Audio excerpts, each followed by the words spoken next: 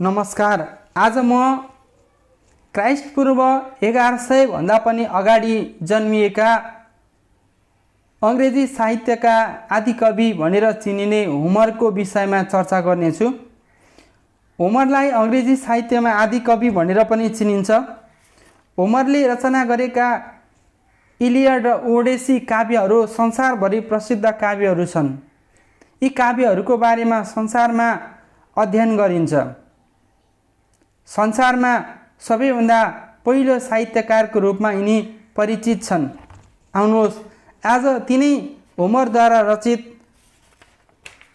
रचित काव्य इलियडमा भएको कथावस्तुको बारेमा म तपाईहरुलाई संक्षिप्त जानकारी दिनेछु। इलियडको शाब्दिक अर्थ इलियोसको बारेमा लेखिएको कविता हो। इलियोस वा इलियन ट्रोयको अर्को नाम हो वा ट्रोयको राजधानीको नाम हो। यस महाकाव्यमा ग्रिसेली सेनाले ट्रोय नगरलाई 10 वर्षसम्म चारैतिर घेरेर लडाईँ गरेको सम्पूर्ण बयान छैन, तर 10औं वर्षका केही घटनाहरूलाई यसमा लिएको छ।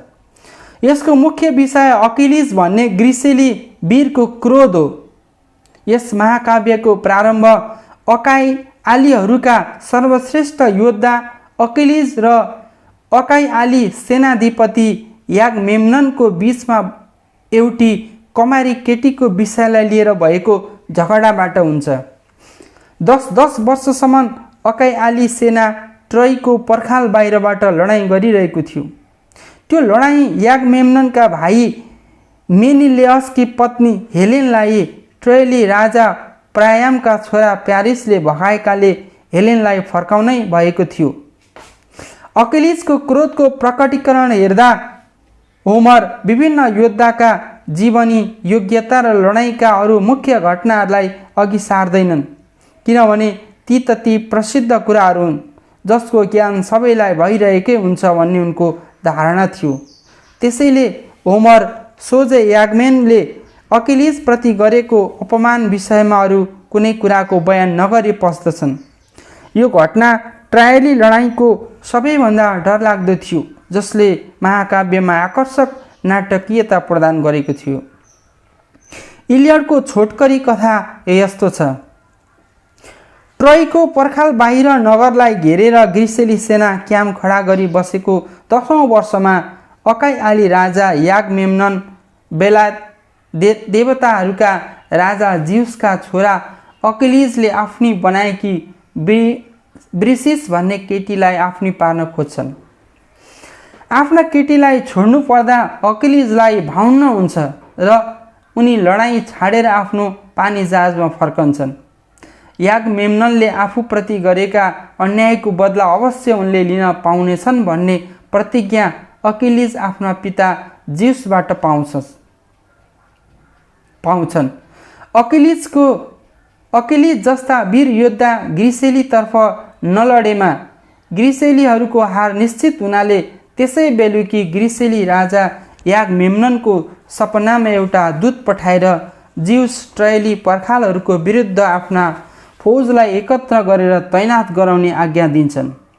निन्द्राबाट बिउजेपछि यागमेम्नन आफ्ना योद्धाहरूलाई भेला पारेर लडाईँको तयारी गर्न लगाउँछन्। रातभरि ग्रिसेली आफ्ना हात हतियारहरू, घोडाहरू र पानी जहाजहरू तयार पारेर आफूलाई युद्धको निम्ति सजी सजाव पार्छन्। देवताहरू पनि मनुष्य योद्धाहरूका रूपमा पृथ्वीमा झर्छन् र कति ग्रिसेलीहरूतिर लाग्छन् र कति चाहिँ ट्रोयलीहरूलाई ग्रिसेली तयारीबारे सुनाउँदै हतारिन ट्रोयतिर जान्छन्। सारा फौजलाई भेला पारेर क्याम्पबाट नगरका पर्खालहरूतर्फ यागमेम्नन लम्कन्छन्। वरिपरि जताततै आगो लगाएर उत्पात मचाउँदै ग्रिसेली सेना ट्रोयका पर्खाल बाहिर पुग्छ। ग्रिसेलीतर्फका अकिलिज र उनका अनुयायीहरू मात्र यागमेम्ननका पक्षमा लडाईँ नगर्न सुर कसेर पछि बसेका हुन्छन्। ग्रिसेलीहरूको धमासलाई रोक्ने उद्देश्यले नगरका फाटकहरू उगारेर ट्रोयली सेना बाहिर आउँछ। दुवै सेनाहरू एक अर्काका सामुन्नेमा जुझ्ने उद्देश्य लिएर उभिएपछि राजा प्रायामका छोरा हेलिनका प्रेमी प्यारिस आफ्नो पंक्तिबाट अकस्मात अगाडि सर्छन् र एउटा गतिलो प्रस्ताव राख्छन्। त्यस प्रस्तावमा हेलिनका पति मेनिलियस र प्यारिस दुईजनाको बीचमा मात्र युद्ध होस् र विजयीले हेलिन र हेलिनको सबै धन सम्पत्ति लान पाओस् अनि परस्परमा युद्ध गरिरहेका जातिहरूको बीचमा मैत्री कायम होस् भन्ने हुन्छ।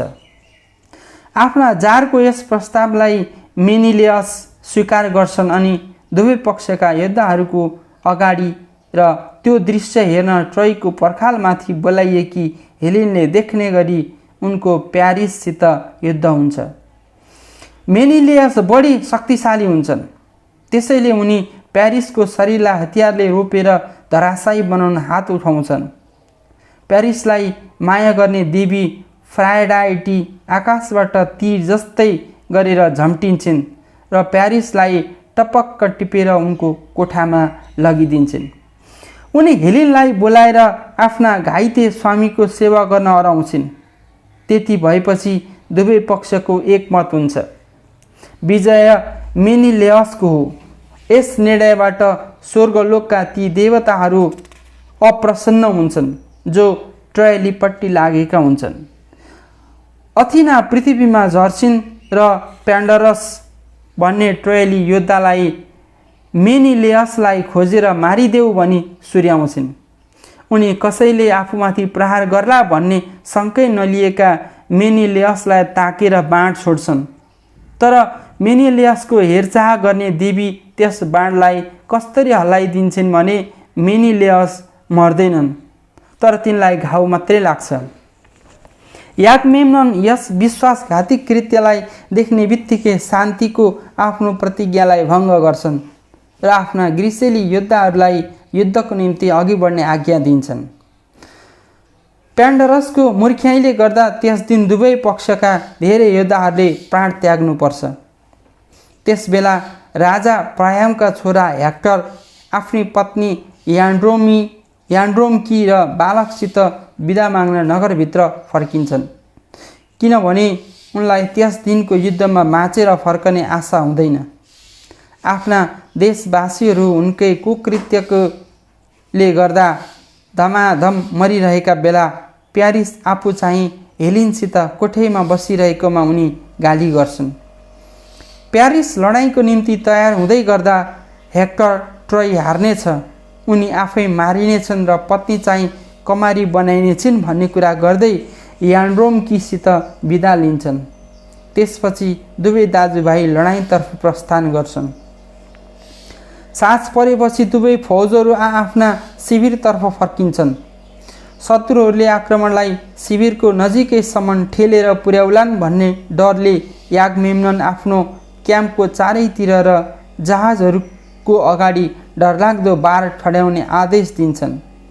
जिउस यागमेम्ननलाई बदला लिइदिउँला भनी अकिलिससित गरेको आफ्नो प्रतिज्ञा सम्झन्छन्। उनी सारा देवता र दिव्यहरूलाई बटुलेर युद्धमा कसैले पनि भाग नलिने हुकुम सुनाउँछन्। ट्रोयलीहरूको विजय हुनुपर्ने हुन्छ। भोलिपल्ट हेक्टर र उनका ट्रोयली अनुयायीहरू ग्रिसेलीहरूलाई धेरै सङ्ख्यामा मारेर अघि बढ्न समर्थ हुन्छन्। जिउसकी पत्नी हेरा र अरू धेरै देवीहरू आफ्ना मनुष्य मित्रहरूको हारमा असन्तोष प्रकट गर्छन् र लडाइँमा भाग लिन पृथ्वीमा जान्छन्। तर जिउस आफ्ना दूतहरू पठाएर देवीहरूलाई युद्धबाट टाढा रहने हुकुम दोहोऱ्याउँछन्। अकिलिसको मन फर्कनुभन्दा अगाडि नै आफ्ना सारा फौजहरू ध्वस्त भइसक्लान् भन्ने डरले यागमेम्नन कोसेलीहरू लिएर अडियुसलाई अकिलिसकोमा गई आफूसित मित्रता फेरि स्थापना गर्न फकाउँछन्।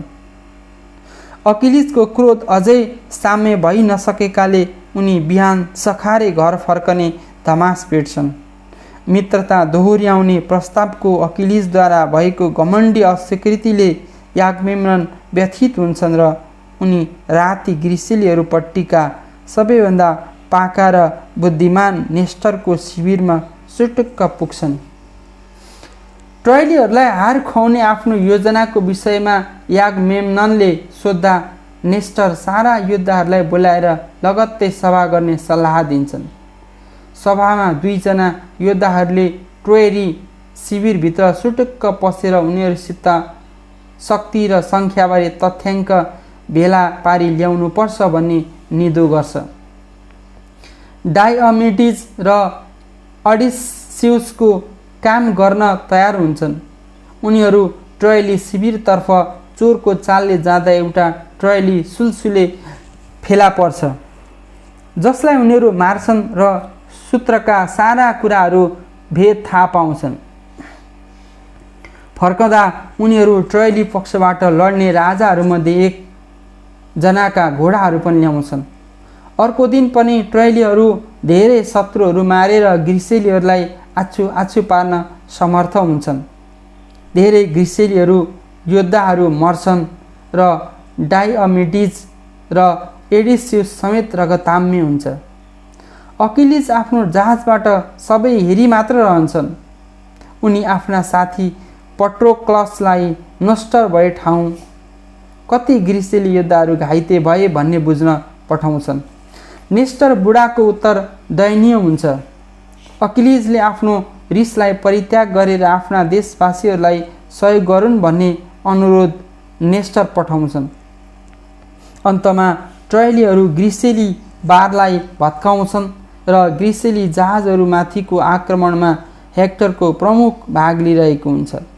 यस्तैमा धेरै देवताहरू ग्रिसेली पक्षलाई टेवा दिन षड्यन्त्र गर्दै हुन्छन्। हेराले जिउसलाई धाप मारेर सुताएपछि पोसाइडन यागमेम्ननलाई ट्रोयलीहरूको बाढीलाई रोक्न प्रेरणा दिन्छन्। हेक्टर समेत एअसद्वारा घाइते हुन पुग्छन्। तर जसै ग्रिसेलीहरू हेक्टरलाई मारेर घिस्याउँदै आफूतिर लान खोज्छन्, ट्रोयली पक्षका बलिया योद्धाहरू आफ्ना अजेय कवचहरू र ढालहरूलाई तेल्स्याएर आफ्ना वीरलाई चारैतिरबाट घेर्छन् र अन्तमा सुरक्षित स्थानमा पुर्याउँछन्। जब जिउस बिउजन्छन्, उनलाई लडाइँको अवस्थाले अत्यन्त क्रोधी बनाउँछ र उनी घाइते हेक्टरलाई तुरुन्तै स्वस्थ पार्ने आज्ञा अपोलोलाई दिन्छन्। फेरि पनि ट्रोयलीहरू ग्रिसेली बारहरू भेदन गर्छन् र जहाजहरूमा आगो लगाउन अघि बढ्छन्। जिउस ट्रोयलीहरूलाई साहस दिँदै उत्साहित पार्छन्, तर ग्रिसेलीहरूको मनमा भने त्रास भरिदिन्छन्। त्यति भएर पनि ग्रिसेली जहाजहरूमा आगो लागिसकेपछि जिउस ट्रोयलीहरूलाई सघाउन छोड्छन् र अन्तिम विजय ग्रिसेलीहरूकै हुन दिन्छन्। पट्रोक्लस आफ्ना मित्र अकिलिज भएका ठाउँमा गएर लडाइँमा भाग लिन अनुरोध गर्छन्। रिस अझै नमरिसकेकाले अकिलिज मान्दैनन्। पट्रोक्लस अकिलिजको कवच मागेर लगाउँछन् अनि नगरका फाटकहरूमा गएर वीरतापूर्वक लडाइँ गर्छन्। तर हेक्टर पट्रोक्लसलाई मार्छन् र आफ्नो शरीरबाट अकिलिजको कवच च्यातेर दिन्छन्। दिनभरि भने जस्तो पट्रोक्लसको लासलाई लिएर लडाइँ चम्किरहन्छ। त्यतिकैमा अकिलिज भए ठाउँ पट्रोक्लसको हत्याबारे रविवार पुग्छ। उनको वेदना भयानक भए तापनि उनी कवच धारण नगरी युद्धको केन्द्रस्थलमा पसेर पट्रोक्लसको मृतदेहलाई मुक्त गर्न नसक्ने हुनाले जाँदैनन्। भोलिपल्ट बिहान उनकी माता देवी थेटिस हेफिस्टको आरणबाट अकिलिजलाई नयाँ कवच बनाउन लगाएर ल्याइदिन्छन्। अकिलिज खोरण्डे अग्निदेवद्वारा निर्मित चम्किलो कवच धारण गरेर समुद्र किनारतर्फ लम्कन्छन्। ग्रिसेलीहरूको सामूहिक उपस्थितिमा यागमेम्नन र अकिलिज मिल्छन्। अकिलिज सबै ग्रिसेली योद्धाहरूसित लडाइँतर्फ बढ्छन्। सारा मैदान परस्परमा युद्ध गरिरहेका मानिसहरू र घाइतेहरूले ढाकिन्छ। अकिलिज कस्तो क्रोधसित शत्रुहरूलाई हिर्काउन सफल हुन्छन् भने सारा ट्रोयलीहरू जान्थस नदीको किनारमा घचिक्किन पुग्छन्। अकिलिजले फ्याँकेका ट्रोयली योद्धाहरूका मृत देहले सारा नदी बग्ने ठाउँ नपाएर निसासिन्छ र अन्तमा देवी देवता अकिलिजलाई अरू देहहरू नदीमा नफ्याँक्ने आदेश दिन्छन्। रिसको झ्वाकमा घमण्डी अकिलिस नदीदेवलाई खिसी गर्छन् र नदीभित्र ती देवतासित जुझ्न झ्वाम्म हाम फाल्छन्। देवताले आफूलाई सकसमा पारेपछि बल्ल तल्ल अकिलिस किनारमा निस्कन्छन् तापनि नदीदेव उनलाई खेद्न छाड्दैनन्। अकिलिज आफ्नी आमा थेटिसको गुहारा माग्छन्। थेटिस हेफिस्टको सहयोग लिएर रिसाहा नदीदेवलाई चाँडै नै बसमा ल्याउँछिन्। ट्रोयका पर्खालहरूतर्फ अकिलिज बढेपछि हेक्टर आफ्नो कवच लगाउँछन् अनि सारा ट्रोयली आइमाईहरूका चित्कार र विलाससित ग्रिसेली वीरलाई भेट्न उनी फाकड बाहिर आउँछन्। अकिलिजसित युद्ध गर्न उभिनाको साटो उनी नगरका पर्खालहरूको वरिपरि 3 फन्का मार्दै भाग्छन्। त्यसपछि उनीमाथि अकिलिजले भालाको प्रहार गर्छन् जसलाई उनले घोप्लुक्कै पारिदिन्छन् अनि क्रोधले अन्धा भएका अकिलिज हेक्टरको मुर्दालाई आफ्नो रथमा बाँधेर घिस्याउँदै आफ्नो जहाजतिर लान्छन् जहाँ त्यो मुर्दा कुकुर र गिद्धहरूलाई खान छोडिन्छ। ट्रोयमा मृत वीरहरूको सम्झनामा व्यापक शोक फैलिन्छ। बुढा राजा प्रायाम अकिलिजको शिविरमा रथद्वारा गएर आफ्ना छोरा हेक्टरको मृतदेह माग्ने निर्णय गर्छन्। देवताहरू पनि अकिलिजलाई आफ्नो क्रोध घटाउने र ट्रोयली युद्धको मृत शरीरलाई उनका आफन्तहरूको हातमा सुम्पिन अनुरोध गर्छन्। अकिलिज आफ्ना राजा प्रायामलाई श्रद्धापूर्वक आफ्नो शिविरमा स्वागत गर्छन् र हेक्टरको शवलाई फर्काउँदै दुवै पक्षले आफ्ना मृतकहरूको दाह संस्कार र काजक्रिया गर्नलाई सजिलो होस् भनेर प्राणायामले 12 दिनसम्मको अस्थायी शान्तिको प्रस्ताव राख्दा स्वीकार गर्छन्। यता अकिलिज पट्रोक्लसको शरीर बढाउँछन् र शोक मनाउँछन्। उता ट्रोयवासीहरू पनि आफ्ना महान वीर हेक्टरलाई जलाउँछन् र शोकातुर नगरको एउटा कुनामा खरानीलाई एउटा ठुलो चिहानमुनि पुर्छन्। यसरी यो इलियड महाकाव्यमा भएको कथावस्तु वर्णन गरिएको छ। यो कथावस्तु संक्षिप्त रूपमा वर्णन गरिएको छ। यो विशाल महाकाव्य हो। यसमा धेरै कथाहरू छन्, उपकथाहरू छन्, तर आज तपाईहरुलाई यसको सार संक्षेप मात्र मैले प्रस्तुत गरेको छु। हस्त आजलाई यति नै।